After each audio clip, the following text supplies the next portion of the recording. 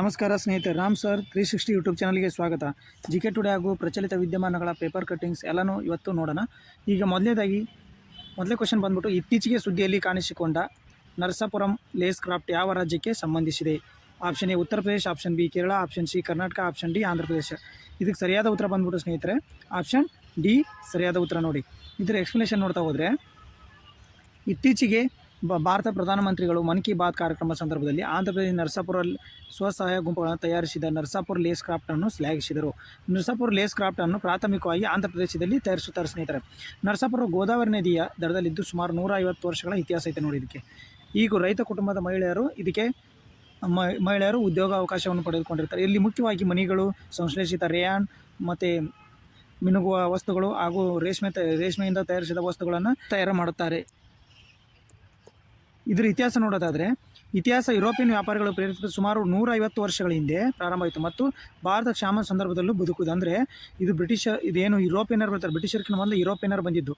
ಯುರೋಪಿಯನ್ನರ ಕಾಲದಲ್ಲೂ ಇಲ್ಲಿ ಆಂಧ್ರ ಪ್ರದೇಶದಲ್ಲಿ ಇದೇನು ಅಸ್ತಿತ್ವದಲ್ಲಿತ್ತು. ಮತ್ತು ಕ್ಷಾಮ ಅಂದರೆ ನಮ್ಮ ಬರಗಾಲ ಬಿದ್ದಾಗ, ಭಾರತದಲ್ಲಿ ಬರಗಾಲ ಬಿದ್ದಾಗೂ ಈ ಕಲೆ ಏನು ಮಾಡುತ್ತೆ, ಈ ಕ್ರಾಫ್ಟು ಪ್ರಚಲಿತದಲ್ಲಿತ್ತು. ಇದು ಅಂತಾರಾಷ್ಟ್ರೀಯ ಉತ್ಪನ್ನಗಳು. ಇದು ಅಂತಾರಾಷ್ಟ್ರೀಯ ಉತ್ಪನ್ನವಾದ US ಮತ್ತು UK, ಫ್ರಾನ್ಸ್ಗೆ ಇದು ದೇಶಗಳಿಗೆ ರಫ್ತಾಗುತ್ತೆ. ನಮ್ಮ ದೇಶದಿಂದ UK, US ಮತ್ತು ಫ್ರಾನ್ಸ್ಗಳಿಗೆ ಇದು ರಫ್ತಾಗುತ್ತೆ ಸ್ನೇಹಿತರೆ. ಇದು 2024ರಲ್ಲಿ GI ಟ್ಯಾಗ್ ಪಡೆದೈತೆ ನೋಡಿದ್ದು.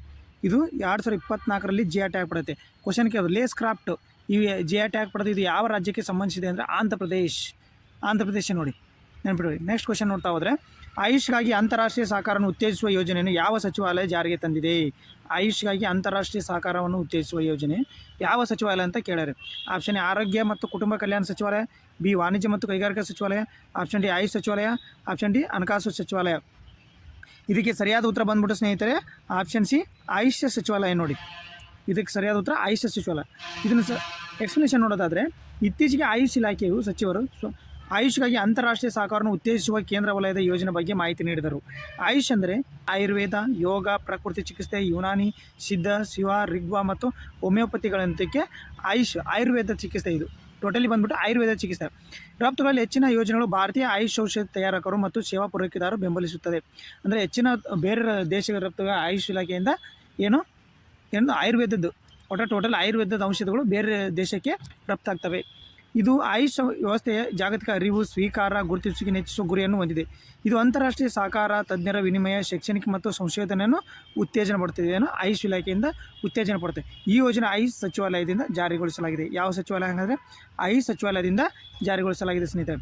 ನೆಕ್ಸ್ಟ್ ಕ್ವಶನ್ ನೋಡ್ತಾ ಹೋದರೆ, ಪ್ಯಾರಾಸಿನೆಮೆಲಿಸಿಯಾ ಕಾಸಿಯಾನ ಎಂಬ ಹೊಸ ಜಾತಿಯ ಶಿಲೀಂಧ್ರವು ಇತ್ತೀಚೆಗೆ ಯಾವ ರಾಜ್ಯದಲ್ಲಿ ಕಂಡುಹಿಡಿದಾರೆ? ಇಂಪಾರ್ಟೆಂಟ್ ನೋಡಿದೆ, ಎನ್ವಿರಾನ್ಮೆಂಟ್ ಸೈನ್ಸ್ಗೆ ಸಂಬಂಧಪಟ್ಟಿದ್ದು important. Option A Meghalaya, option C Sikkim, option D Assam, option D Arunachal Pradesh. ಇದಕ್ಕೆ ಸರಿಯಾದ ಉತ್ತರ ಬಂದ್ಬಿಟ್ಟು ಸ್ನೇಹಿತರೆ ಆಪ್ಷನ್ ಎ ಮೇಘಾಲಯ ಆಗಿರುತ್ತೆ ನೋಡಿ. ಸರಿಯಾದ ಉತ್ತರ ಇದಕ್ಕೆ ಆಪ್ಷನ್ ಎ ಮೇಘಾಲಯ.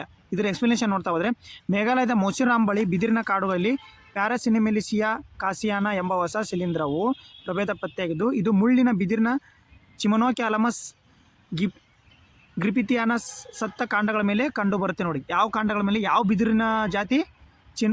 ಚಿಮೊನೋಕ್ಯಾಲಮಸ್ ಗ್ರಿಪಿಥಿಯಾನಸ್. ಯಾವ ಬಿದಿರಿನ ಮೇಲೆ ಕಂಡು ಬಂದಿದೆ ಅಂತ ಕೇಳ್ತಾರೆ. ಇವು ಪ್ಯಾರಾಸಿಮೆಲಿಸಿಯಾ ಶಿಲೀಂಧ್ರಗಳು ಯಾವ ಬಿದಿರಿನ ಮೇಲೆ ಕಂಡು ಬಂದಂತ ಕೇಳ್ತಾರೆ. ಚಿಮೊನೋಕ್ಯಾಲಮಸ್. ಈ ಪ್ರಭೇದಗಳು ಕಾಶಿ ಬೆಟ್ಟ ಪ್ರಭೇದದಲ್ಲಿ ಹೆಸರುವಾಸಿ. ಮೇಘಾಲಯದಲ್ಲಿ ಬರ್ತವೆ ಕಾಶಿ, ಗಾರೋ ಬೆಟ್ಟಗಳು. ಮೇಘಾಲಯ ಬಾಂಗ್ಲಾದೇಶ್ ಬಾರ್ಡರ್ಗೆ ಹೆಚ್ಕೊಂಡಿರೋ ಕಾಶಿ ಬೆಟ್ಟ ಅಲ್ಲೇ ಬರ್ತವೆ. ಪ್ರಯೋಗಾಲಯದ ಅಧ್ಯಯನಗಳು ಇದು ಯಾವುದೇ ತಿಳಿಯದ ಶಿಲೀಂಧ್ರ ಕುಲಕ್ಕೆ ಸೇರಿಲ್ಲ ಎಂದು ತೋರಿಸಿದೆ. ಸಂಶೋಧಕರು ಕಾಸಿಯಾನವನ್ನು ಅದರ ಮೊದಲ ಜಾತಿ ಇಟ್ಟುಕೊಂಡು ಪ್ಯಾರಾಸಿನೆಮೆಲಿಸಿಯಾ ಎಂಬ ಹೊಸ ಕುಲವನ್ನು ರಚಿಸಿದ್ದಾರೆ. ಇದು ಹೊಸ ಕುಲ ನೋಡಿ. ಮೊದಲಕ್ಕೆ ಕಾಸಿಯಾನದಲ್ಲಿ ಅಂದರೆ ಕಾಶಿ ಬೆಟ್ಟದಲ್ಲಿ ಸಿಕ್ಕಿರೋದ್ರಿಂದ ಕಾಸಿಯಾನ ಪ್ರಭೇದ ಇದು ಪ್ಯಾರಾಸಿನೆಮೆಲಿಸಿಯಾ. ಇದು ಹೊಸ ಶಿಲೀಂಧ್ರ ನೋಡಿ. ಹೊಸ ಶಿಲೀಂಧ್ರ ಸ್ನೇಹಿತರೆ ನೆನಪಿಟ್ಕೊಳ್ಳಿ, ಎನ್ವಿರಾನ್ಮೆಂಟ್ ಸೈನ್ಸ್ ಬರುತ್ತೆ. ನೆಕ್ಸ್ಟ್ ಕ್ವಶನ್ ನೋಡ್ತಾ ಹೋದರೆ, ಕೈಗಾರಿಕಾ ಸೆಣಬಿನ ಕೃಷಿಯನ್ನು ಉತ್ತೇಜಿಸಲು ಯಾವ ರಾಜ್ಯ ಸರ್ಕಾರ ಹಸಿರು ಚಿನ್ನ ಉಪಕ್ರಮವನ್ನು ಪ್ರಾರಂಭಿಸಿದೆ? ನೆನಪಿಟ್ಕೊಳ್ಳಿದೆ. ಯಾವುದು? ಗ್ರೀನ್ ಟು ಗೋಲ್ಡ್ ಅಂತೇಳಿ, ಹಸಿರು ಚಿನ್ನದಿಂದ ಚಿನ್ನ. ಗ್ರೀನ್ ಟು ಗೋಲ್ಡ್ ಕಾರ್ಯಕ್ರಮ initiative promotive industry and culture ಉಚ್ಚ ಸ್ಟೇಟ್ ಅಂತ ಕೇಳ್ತಾರೆ. Option A Himachal Pradesh, option B Bihar, option C Punjab, option D Haryana. ಇದಕ್ಕೆ ಸರಿಯಾದ ಉತ್ತರ ಬಂದ್ಬಿಟ್ಟು ಸ್ನೇಹಿತರೆ ಆಪ್ಷನ್ ಎ ಹಿಮಾಚಲ ಪ್ರದೇಶ ನೋಡಿ. ಸರಿಯಾದ ಉತ್ತರ ಬಂದ್ಬಿಟ್ಟು ಹಿಮಾಚಲ ಪ್ರದೇಶ ನೋಡಿ. ಇದರ ಎಕ್ಸ್ಪ್ಲನೇಷನ್ ನೋಡ್ತಾ ಹೋದರೆ, ಹಿಮಾಚಲ ಪ್ರದೇಶ ಮುಖ್ಯಮಂತ್ರಿ ಸುಖ್ವಿಂದರ್ ಸಿಂಗ್ ಸುಕ್ಕು ಕೈಗಾರಿಕಾ ಸೆಣಬನ್ನು ಉತ್ತೇಜಿಸಲು ಹಸಿರು ಚಿನ್ನದಿಂದ ಉಪಕ್ರಮ ಅಂದರೆ ಗ್ರೀನ್ ಟು ಗೋಲ್ಡ್ ಉಪಕ್ರಮ ಪ್ರಾರಂಭಿಸಿದ್ದು. ಈ ಉಪಕ್ರಮವು 2027ರ ವೇಳೆಗೆ ಹಿಮಾಚಲ ಸ್ವಾವಲಂಬನೆ ಬಿದಿರಿನಲ್ಲಿ ಸ್ವಾವಲಂಬನೆ ಆಗಲು ಈ ಉಪಕ್ರಮವು ಹೆಲ್ಪ್ ಮಾಡುತ್ತೆ ಅಂತ ಹೇಳಿದ್ದಾರೆ ಸ್ನೇಹಿತರೆ. ನೆನ್ಪಿಟ್ಟುಕೊಳ್ಳಿ. ಗ್ರೀನ್ ಟು ಗೋಲ್ಡ್ ಉಪಕ್ರಮವನ್ನು ಆರಂಭಿಸಿದ ರಾಜ್ಯ ಯಾವುದಂತ ಕೇಳ್ತಾರೆ. ಯಾವುದು? ಹಿಮಾಚಲ ಪ್ರದೇಶ. ಈ ನೆಕ್ಸ್ಟ್ ಕ್ವಶನ್ ನೋಡ್ತಾ ಹೋದರೆ, ಇತ್ತೀಚೆಗೆ ಸುದ್ದಿಯಲ್ಲಿ ಕಾಣಿಸಿಕೊಂಡ INS ವಾಗ್ಶೀರ್ ಯಾವ ವರ್ಗದ ಜಲಾಂತರ್ಗಾಮಿ ನೌಕೆ ಆಗಿದೆ? ಇಂಪಾರ್ಟೆಂಟ್ ನೋಡಿ. ನಿನ್ನೆ ಕರೆಂಟ್ ಅಫೇರ್ಸ್ನಾಗ ಹೇಳಿದ್ದೀನಿ ಇದನ್ನು, ನೆನ್ಪಿಟ್ಕೊಳ್ಳಿ. ಆಪ್ಷನ್ ಎ ಅರಿಹಂತ್ ವರ್ಗ, ಆಪ್ಷನ್ ಬಿ ಕಲ್ವರಿ ವರ್ಗ, ಆಪ್ಷನ್ ಸಿ ಚಕ್ರವರ್ಗ, ಆಪ್ಷನ್ ಶಿಶುಮಾರ ವರ್ಗ. ಇದಕ್ಕೆ ಸರಿಯಾದ ಉತ್ತರ ಸ್ನೇಹಿತರೆ ಆಪ್ಷನ್ ಬಿ ಕಲ್ವರಿ ವರ್ಗ ನೋಡಿ. ಇದು ಎದಕ್ಕೆ ನ್ಯೂಸಲ್ಲಿ ಐತೆ ಅಂದರೆ ವಾಗ್ಶೀರ್ ಶಿಪ್ಪು ನೆನ್ಪಿಟ್ಕೊಳ್ಳಿ. ರಾಷ್ಟ್ರಪತಿ ಮುರ್ಮು ಅವರು ಏನಿದೆ ಡಿಸೆಂಬರ್ 28ರಿಂದ ಕಾರವಾರ ನೌಕಾನೆಲೆಯಲ್ಲಿ ವಾಗ್ಶೀರ್ ಸಬ್ಮರೀನ್ ಇಂದ ಸಂಚಾರ ಮಾಡಿದ್ದಾರೆ. ಆ ಸಂಚಾರ ಮಾಡ್ತಕ್ಕಂಥ 2ನೇ ರಾಷ್ಟ್ರಪತಿ ಮತ್ತು ಮೊದಲನೇ ಮಹಿಳೆ ಆಗಿರ್ತಾರೆ. ಇಲ್ಲಿ ನೋಡಿ, ಇವರು ಕಾರವಾರ ನೌಕಾನೆಲೆ ಕಲ್ವರಿ ವರ್ಗದ ಜಲಾಂತರ್ಗಾಮಿ INS ವಾಗ್ಶೀರ್ ಅನ್ನು ಹತ್ತಿದರು. ಇದರೊಂದಿಗೆ ಅವರು ಜಲಾಂತರ್ಗಾಮಿ ಹಾರಾಟವನ್ನು ಕೈಗೊಂಡ ಭಾರತದ 2ನೇ ರಾಷ್ಟ್ರಪತಿ ಆದರು. ಹಾಗೆ ಮಾಡಿದ ಮೊದಲ ರಾಷ್ಟ್ರಪತಿ doctor APJ Abdul Kalam. INS ವಾಗ್ಶೀರ್ ಭಾರತೀಯ ನೌಕಾಪಡೆ ಕಲ್ವರಿ ವರ್ಗ ನೋಡಿ, ನೆನ್ಪಿಟ್ಟುಕೊಳ್ಳಿ. ಇದು ಭಾರತ ಸ್ಥಳೀಯವಾಗಿ ನಿರ್ಮಿಸಲಾಗಿದೆ ಮತ್ತು ಮುಂದುವರೆದ ಜಲಾಂತರ ಸಾಮರ್ಥ್ಯ ವಿಶ್ವಾಸವನ್ನು ಪ್ರತಿಬಿಂಬಿಸುತ್ತೆ ನೋಡಿ, ನೆನ್ಪಿಟ್ಟುಕೊಳ್ಳಿ. ಇದು ಕಲ್ವರಿ ವರ್ಗ, ವಾಗ್ಶೀರು, ರಾಷ್ಟ್ರಪತಿ ಇದು ಮತ್ತು ಮೊದಲನೇ ರಾಷ್ಟ್ರಪತಿ, ಇವನ್ನೆಲ್ಲ ನೆನ್ಪಿಟ್ಕೊಳ್ಳಿ. ಇರೋದು ಇಂಪಾರ್ಟೆಂಟ್. ಈ ಪೇಪರ್ ಆರ್ಟಿಕಲ್ ನೋಡಿ, ಧ್ರುವ NG ಹೆಲಿಕಾಪ್ಟರ್ ಅನಾವರಣ. ಇದು ಇಂಪಾರ್ಟೆಂಟ್ ಆರ್ಟಿಕಲ್ ನೋಡಿ. ಡಿಫೆನ್ಸಲ್ಲಿ ಇಂಪಾರ್ಟೆಂಟ್ ನೋಡಿದ್ದು. ಎದಕ್ಕೆ ಐತೆ? ನಾಗರಿಕ ವಿಮಾನಯಾನ ಮತ್ತು ರಕ್ಷಣಾ ವಲಯದ ಪ್ರಮುಖ ಹೆಜ್ಜೆ. ಅಂದರೆ ನಾಗರಿಕ ವಿಮಾನಯಾನ ಮತ್ತು ರಕ್ಷಣಾ ವಲಯ ಕೂಡಿಕೊಂಡು ಈ ಹೆಲಿಕಾಪ್ಟರ್ನ ರಚನೆ ಮಾಡಿ ವಿವಿಧಕ್ಕೆ ನಾಗರಿಕರನ್ನು ಒಂದು ಸ್ಥಳದಿಂದ ಇನ್ನೊಂದು ಸ್ಥಳದಲ್ಲಿ ತುರ್ತು ಸಂದರ್ಭದಲ್ಲಿ ಮತ್ತು ಸೇನೆಯಲ್ಲಿ ಸೈನಿಕರಿಂದ ಒಂದು ಸ್ಥಳದಿಂದ ಇನ್ನೊಂದು ಸ್ಥಳಕ್ಕೆ ರವಾನೆ ಮಾಡಲು. ಇದು ಧ್ರುವ NG 5.5 ಟನ್ ಹೊಸ ಪೀಳಿಗೆ ಹಗುರವಾದ ಹೆಲಿಕಾಪ್ಟರ್ ನೋಡಿದ್ದು. ಇದು ಅವಳಿ ಇಂಜನ್ ಆಗಿರುತ್ತೆ ನೋಡಿ ಸ್ನೇಹಿತರೆ. ಅವಳಿ ಇಂಜನ್ ಬಹುಕಾರ್ಯ ಹೆಲಿಕಾಪ್ಟರ್ ಲಭ್ಯವಿದ್ದು ಇದು DGCAನಿಂದ ನಾಗರಿಕ ಕಾರ್ಯಾಚರಣೆ ಪ್ರಯಾಣೀಕರಿಸಲಾಗಿದೆ. ಇದು 65% ಸ್ಥಳೀಯವಾಗಿ, ಅಂದರೆ ಟೆಕ್ನಾಲಜಿ, ಇಂಜಿನ್ ಇದೆಲ್ಲನೂ ಸ್ಥಳೀಯವಾಗಿ ಮಾಡಿದ್ದಾರೆ ನೋಡಿದ್ದು. HAL ನಿರ್ಮಿತ ನೋಡಿ.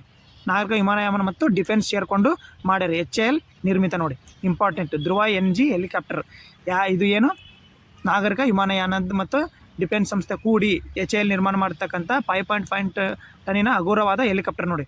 ಈಗ ನೆಕ್ಸ್ಟು ಭಾರತದ ನಂಬರ್ 4 ಆರ್ಥಿಕತೆ. ಜಪಾನ್ ಹಿಂದಿಕ್ಕಿ ಭಾರತ ಸಾಧನೆ. ಕೇಂದ್ರ ಅಧಿಕೃತ ಹೇಳಿಕೆ ನೋಡಿ. ಈಗ ನಮ್ಮದೇನು 5ನೇ ಸ್ಥಾನಕ್ಕೆ ಇತ್ತು ಆರ್ಥಿಕತೆಯೊಳಗೆ. ಭಾರತ ಇಟ್ಟು 5ನೇ ಸ್ಥಾನಕ್ಕೆ. ಈಗ ಜಪಾನನ್ನು ಹಿಂದಿಕ್ಕಿ. ಹಂಗಾರೆ ಮೊದಲನೇದು ಯಾವುದು? ಚೀನಾ ಐತೆ. ಮೊದಲೇದು America, China, Germany, Japan, Bharat ಇತ್ತು. ಈಗ ನಾವು ಜಪಾನನ್ನು ಹಿಂದಿಕ್ಕಿ ನಾವು 4ನೇ ಸ್ಥಾನಕ್ಕೆ ಏರಿದೀವಿ ಅಂತ ಅಧಿಕೃತವಾಗಿ ಹೇಳಿದೆ. ಈಗ ಭಾರತದ 4.1 ಟ್ರಿಲಿಯನ್ ಅಮೇರಿಕನ್ ಡಾಲರ್. ಹಂಗಾರೆ ಭಾರತದ ಎಕಾನಮಿ ಗಾತ್ರ ಎಷ್ಟು? 4.18 ನೆನ್ಪಿಟ್ಕೊಳ್ಳಿದ್ದೀನಿ. ಟ್ರಿಲಿಯನ್ ಡಾಲರ್ ನೋಡು ಭಾರತದ ಎಕನಾಮಿ ಹೊರಹೊಮ್ಮಿದೆ. 2030ರ ವೇಳೆಗೆ ಜರ್ಮನಿಯನ್ನು ಹಿಂದಿಕ್ಕಿ 3ನೇ ಅತಿ ದೊಡ್ಡ ಆರ್ಥಿಕತೆಯಾಗಿ ಮುನ್ನೆಜ್ಜೆ ಆಗುತ್ತೆ. ಅಂದರೆ ಭಾರತ 3ನೇ ಆರ್ಥಿಕತೆ ಯಾವ ವರ್ಷದಲ್ಲಿ ಹಮ್ಮಿಕೊಂಡೈತೆ ಅಂದರೆ 2030ರ ಒಳಗೆ. ಹಂಗಂದ್ರೆ ಇದು ಬೆಳವಣಿಗೆ ಎಷ್ಟೈತಿ? 2025-26ರ ಬೆಳವಣಿಗೆ ಎಷ್ಟೈತಿ ನಮ್ಮದು? 8.2 ನೋಡಿ. GDP ಬೆಳವಣಿಗೆ ಅಂತ ಕೇಳಿದ್ರೆ 8.2 ನೋಡಿ. GDP ಬೆಳವಣಿಗೆ ಎಷ್ಟು? 2025-26ರಲ್ಲಿ 8.2ರಷ್ಟು. ಹಂಗಾರೆ 2024-25 7.8 ಇತ್ತು ನೋಡಿ, ನೆನ್ಪಿಟ್ಕೋರಿ. 2030ರ ವೇಳೆಗೆ 7.3 ಟ್ರಿಲಿಯನ್ನೊಂದಿಗೆ ಎಷ್ಟನೇದು? 3ನೇ ಆರ್ಥಿಕತೆ ಆಗುವಷ್ಟರಲ್ಲಿ ಹೆಜ್ಜೆ ಹಾಕುತ್ತಿದೆ ನೋಡಿ. ಇದನ್ನು ನೆನ್ಪಿಟ್ಟು. ಇದು ಎದಕ್ಕೋಸ್ಕರ? 2047ರ ವಿಕಸಿತ ಭಾರತ ಅಂದರೆ ಡೆವಲಪ್ಡ್ ಕಂಟ್ರಿ ಆಗೋಕ್ಕೆ ಇದು ಹೆಜ್ಜೆ ಆಗಿರುತ್ತೆ ಸ್ನೇಹಿತರೆ. ಈಗ ನೆಕ್ಸ್ಟ್ ನೋಡೋದಾದರೆ, ಹಂಗಾರೆ ಇದ್ರಾಗ ಏನು ನೆನ್ಪಿಟ್ಟು ಇತ್ತೀಚಿನ ಜಗತ್ತಿನ ಭಾರತ ಒಂದು ಭರವಸೆ. ಈಗ ಏನಿದ್ರೆ ನೆನ್ಪಿಟ್ಟು ಹೋಗ್ಬೇಕಂದ್ರೆ ಈ ಆರ್ಟಿಕಲ್ ನೋಡಿ, ಪೇಪರ್ ಆರ್ಟಿಕಲ್.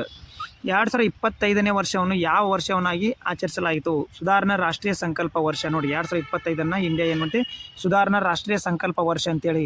ಏನೇನೋ GST ಸುಧಾರಣೆ, 100% FDI ವಿಮಾ, ಕಾರ್ಮಿಕರ ಸುಧಾರಣೆ, ವಿಸ್ತೃತ ಮಾರುಕಟ್ಟೆ, ಸಾಗರ ನೀಲಿ ಆರ್ಥಿಕ ಸುಧಾರಣೆ, ಪರಮಾಣು ಇಂಧನ ಸುಧಾರಣೆ ಅಂದರೆ ಶಾಂತಿ ಅಂತ ಬಂದಿತ್ತು. G ಮೈಲಿಗಲ್ಲು 100 ದಿವಸದಿದ್ದು 125 ದಿವಸ ಮಸೂದೆ ಮಂಡನೆ, ನೆನ್ಪಿಟ್ಕೊಳ್ಳಿ. ಇದು 2025ರ ಸುಧಾರಣಾ ರಾಷ್ಟ್ರೀಯ ಸಂಕಲ್ಪ ವರ್ಷ ಎಂದು ಇದು ಮಾಡ್ತಾರೆ ಸ್ನೇಹಿತರೆ. ನೆಕ್ಸ್ಟ್ ನೋಡೋದಾದರೆ ಆಪರೇಷನ್ ಆಘಾತ್. ದಿಲ್ಲಿಯಲ್ಲಿ 966 ಮಂದಿ ಬಂಧನ. ಇದೇನು ಆಪರೇಷನ್ ಆಘಾತ್ ಅಂದ್ರೇನು? ದಿಲ್ಲಿ ಕೆಂಪುಕೋಟೆ ಬಾಜು ಏನಾಗಿತ್ತು? ಸ್ಫೋಟ ಉಂಟಾಗಿತ್ತು. ಅಲ್ಲಿಂದ ದಿಲ್ಲಿ ಪೊಲೀಸರು ಆಪರೇಷನ್ ಆಘಾತನ್ನು ಸ್ಟಾರ್ಟ್ ಮಾಡ್ತಾರೆ. ಅಂದರೆ ಡ್ರಗ್ಸು ಮತ್ತು ಭಯೋತ್ಪಾದನೆಯನ್ನು ತಡೆಗೋಸ್ಕರ ದಿಲ್ಲಿಯಲ್ಲಿ. ಅದಕ್ಕೆ ಆಪರೇಷನ್ ಆಘಾತ್. ಇದನ್ನು ಆಪರೇಷನ್ ಆಘಾತ್ ನೆನ್ಪಿಟ್ಟವ್ರು. ದಿಲ್ಲಿ ಪೊಲೀಸರು ಮಾಡತಕ್ಕಂಥ ಕಾರ್ಯಾಚರಣೆ ಆಗಿರುತ್ತೆ ಮತ್ತು ಡ್ರಗ್ ಮಾಫಿಯಾ ಮತ್ತು ಭಯೋತ್ಪಾದನೆಯನ್ನು ನಿಗ್ರಹ ಮಾಡೋಕ್ಕೆ ಆಪರೇಷನ್ ಆಘಾತ್ ನೆನ್ಪಿಟ್ಕೊಂಬಿಡಿ. ಇಷ್ಟು. ನೆಕ್ಸ್ಟು ಇದೇನು ಇಂಪಾರ್ಟೆಂಟ್ ಒಂದಷ್ಟೇ ನೆನ್ಪಿಟ್ಕೊಂಬಿಡಿ. Single sentence. ಬಾಂಗ್ಲಾದ ಪ್ರಥಮ ಮಹಿಳಾ ಪ್ರಧಾನಿ ಯಾರು? ಖಲೀದಾ ಜಿಯಾ ಖಲೀದಾ ನಿಧಾನ್ ಅವರು. ಇವನ್ನೇನು ಕ್ವಶನ್ ಆದರೂ ಕೇಳಲ್ಲ, ಅಷ್ಟು ನೆನ್ಪಿಟ್ರಿ. ಭಾರತ ಮೊದಲ ಮಹಿಳಾ ಪ್ರಧಾನಿ ಯಾರು? ಖಲೀದಾ ಜಿಯಾ. ಇವು ಮುಸ್ಲಿಂ ರಾಷ್ಟ್ರದ ಮೊದಲ ಪ್ರಧಾನಿ ಇವರು. ಇವೇನು ಇಲ್ಲಿ ಪ್ರಪಂಚ ಮುಸ್ಲಿಂ ರಾಷ್ಟ್ರಗಳದಲ್ಲ, ಅದರ ಮೊದಲ ಪ್ರಧಾನಿ ಖಲೀದಾ ಜಿಯಾ. ಇವರು ಬಾಂಗ್ಲಾದಲ್ಲಿ ಹುಟ್ಟಿದ್ರು. ಅದ ನಂತರ ಫ್ಯಾಮಿಲಿ ಜೋಡಿ ಬಾಂಗ್ಲಾದಲ್ಲಿ ಹೋದರು. ಇವರು ಭಾರತ ವಿರೋಧಿ ಚಟುವಟಿಕೆ ಮಾಡ್ತಾರೆ. ಇವರು ಅಷ್ಟೊಂದು ಭಾರತಕ್ಕೆ ಏನು ಬೇಕಾಗಿಲ್ಲ. ಇವರು ಇಷ್ಟೇ ನೆನ್ಪಿಟ್ಕೊಳ್ಳಿ, ಇವ್ರದ್ದೇನು ಜಾಸ್ತಿ ಬೇಡ. ಒಂದೆರಡು ಪ್ರಶ್ನೆ ಮಿಂಚು ನೋಡಿ. ಕೇಂದ್ರಾಡಳಿತ ಪ್ರದೇಶ ದೆಹಲಿ ಹೊಂದಿರೋ ರಾಜ್ಯಸಭೆ ಎಷ್ಟು ಮತ್ತು ಲೋಕಸಭೆ ಎಷ್ಟು ಕೇಳ್ತಾರೆ. ಕ್ವಶನ್ ಭಾಳ ಸರಿ ಕೇಳ್ತಾರೆ ನೋಡಿ. ಯಾರು ಇದನ್ನು ಓದ್ಕೊಂತೀರಿ? 3 ಮತ್ತು 7. 3 ರಾಜ್ಯಸಭೆ, 7 ಕೇಂದ್ರಾಡಳಿತ ಪ್ರದೇಶ. ಯಾರು ಲೋಕ ಸ್ಪೀಕರ್ ಆಗಿದ್ದು ಅವಧಿಯಲ್ಲಿ ಅತಿ ಹೆಚ್ಚು ಬಾರಿ ಸಚಿವ ಸಂಪುಟ ವಿರುದ್ಧ ಅವಿಶ್ವಾಸ ನಿರ್ಣಯ ಕೈಗೊಳ್ಳಲಾಗಿದೆ? ಯಾರು? ಸರ್ದಾರ್ ಹುಕುಮ್ ಸಿಂಗ್. ನೋಡಿ ನೆಕ್ಸ್ಟ್ ಇದು ನೋಡಿ, ಲಾಸ್ಟ್ನೇದು ನೋಡಿಬಿಡಿ. ನೋಡಿ, ಭಾರತ ಪ್ರಾಚೀನ ಕಡಲ ವೈಭವ ಮರುಜೀವ. ಇದೇನು? INS ಕೌಂಡಿನ್ಯನ ಎಂಜಿನ್ ರಹಿತ ಪ್ರಯಾಣ. ನೋಡಿ, INS ಕೌಂಡಿನ್ಯ ಅಂದರೆ ಇದೇನು ಮೊದಲಕ್ಕೆ ನಮ್ಮದು ರೋಮನ್ ಮತ್ತು ಭಾರತದ ನಡುವೆ ನಮ್ದು ಏನು ಇದಿತ್ತಲ್ಲ, ಏನಪ್ಪ ವ್ಯಾಪಾರ ಇತ್ತಲ್ಲ, ಅದನ್ನು ಮರುಕಳಿಸೋಕ್ಕೆ ಭಾರತ ಪುರಾತತ್ವ ಇಲಾಖೆ ಮತ್ತು ಇದನ್ನು ಮಾಡಿರ್ತಕ್ಕಂಥದ್ದು ಅಲ್ಲಿ ಮೀನುಗಾರ ಇದು ಇಲಾಖೆ ಐತಲ್ಲ, ಅವರು ಕುಡ್ಕೊಂಡು ಈ ಹಡಗನ್ನು ನಿರ್ಮಿಸ್ಯಾರ. ಏನು? ಇಂಜಿನ್ ರಹಿತ ಪ್ರಯಾಣ. ನೋಡಿ, ಮೊದಲ ಪ್ರಾಚೀನ ವೈಭವವನ್ನು ಮರುಕಳಿಸೋಕ್ಕೆ ಇಂಜಿನ್ ರಹಿತ ಪ್ರಯಾಣ. ಇದನ್ನು ಹಡಗದ ಹೆಸರು ನೆನ್ಪಿಟ್ಕೋಬೇಕು. INSV ಕೌಂಡಿನ್ಯ ಡಿಸೆಂಬರ್ 26ರಿಂದ ಪೋರ್ಬಂದರ್ ಮಸ್ಕತ್ಗೆ ಪ್ರಯಾಣ ಬೆಳೆಸಿದೆ. ಇಷ್ಟು ನೆನ್ಪಿಟ್ಕೊಳ್ಳಿ. ನಮಸ್ಕಾರ ಸ್ನೇಹಿತರೆ.